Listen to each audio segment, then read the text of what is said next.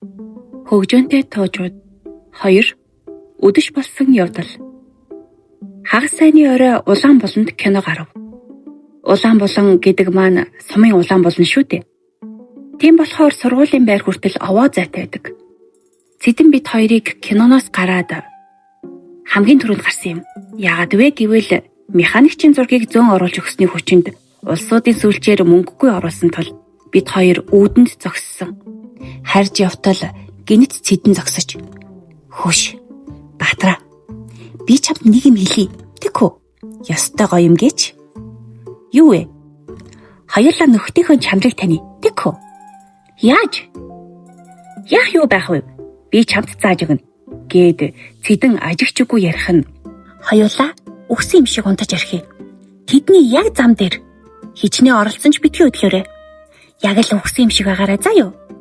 Тэгээд хэрв тэд бидний унсныг үзээд сандарч тасагтаа өргөж аваачдаг юм бол ёстой нөхөд мөн. Хэрв тийхгүй орхих юм бол ёстой муу нөхөд болог. Мэдвүү? Мэдлээ. Химэн би баяртайгаар очив. Нэрээ тэгвэл мөнд өгөө.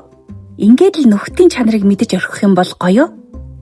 Манайхан яас их гайхах бол юутай ч их сонирн байх бол гэдгийг үзхийн хорхоо хөдөлж орхив. Тэд нар ойртож явна гэж цэдэн хэлэх мөртлөө сүхээр цохиулсан юм шиг питхийн унав. Би ч мөн хажуу тийшээ үсрэн газар очлоо. Хоёулаа сайн дөнгий. Яас их сандрахал гэж цэдэн тэндээс шивнэн. За чимээгүй нүдэ анаарай гэж командлав. Хэсэг хүүхэд шуугилцаар ирж явна. Манай тасгийн чой сүрэн баяраа дарам гурвын дууг би дорн танив. Тэгэхэд тас харанхуй байсан болохоор тэдэнтэй хин явааг би таних чадсангүй. Би нүдэ анин амьсгаагаа аяархан авлаа. Руслан Баатар тэр муу мангасыг ёстой мундаг ялсан тийм ээ гэж сүрэн ярьсаар ойрцноо. Гинэт цэдэнд тэглэн питхийн унав. Юу вэ гэсээр босож ирснээ сүрэн гинэт. Хүүхдүүдээ энд хүн байна. Хүүхэд байна гэж хашгирлаа. Тэр дороо хаанаас ч гяс хийсэн юм бүү мэд гарч идэн асаахад хүүхдүүд цэдэнг дараа нь намайг таних. Цэдэн байна. Баатар байна. Яана гэлцлээ. Яг энэ үеэр хандаа багш ойртон ирв бололтой. Хандаа багш хөөх юм уу Баатар цэдэн хоёр минь гэд нэг нь уйлав. Үгүй эн чинь одоо яаж гин вэ? Түрүүн зүг зүгээрхэн харагдаагүй билүү гэж багшийн хэлж байх хооронд биднийг сонирхсан том жижиг хүний тоо олон болов. Та минь эмч дууданаага. Юу ч тохиолдсон юм билээ. Урдын өмнөх саа өвчнөд арчсан ч байж юу магад гэж нэгэн авгааг хэлэхэд би эмч ирхэн гихээс игээтэл босон хараачихсангүй. Гэвч нэгэнд өнгөрсөн юм хэвтээд байхаас өөр аргагүй боллоо. Хүүхдүүд биднийг өргөн дөрөөрөө дамжлан тасгийн зүг гэлтрэв.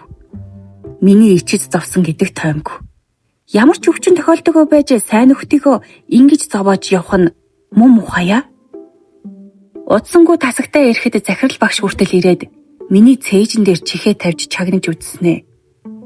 Зүрхэнч уг нь зүгээр цохилж байх шиг байна. Гэвч хүүхдүүд минь эмч дууд. Гэлээ. Эмчэд хүн явуулсан гэж хандаа багш хэлээд зовиортойгоор санаа алдах дуултана. Энэ үед цэдэн юу бодож яаж хөвцснийг бүү мэд. Тэр лам надтай адилхан л байх газраа олж ядан ичиж зовж байсан биз. Хүүхдүүдээ энд битгий шугацгаа. Өвчтэй хүүхдүүдэд шуугаа муу байж магадгүй гэж захирлыг хэлэхэд ихэнх хүүхдүүд гүйлдэн гарав.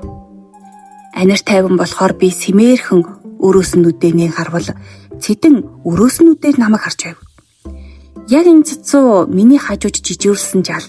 Харж байна. Хүүхдүүдээ Баатар өрөөснүүдээр харсан гэж хашгирлаа. Хүүхдүүдийг гүйлдэн орж ирэхэд цэдэн сая л ухаан орж байгаа мэт.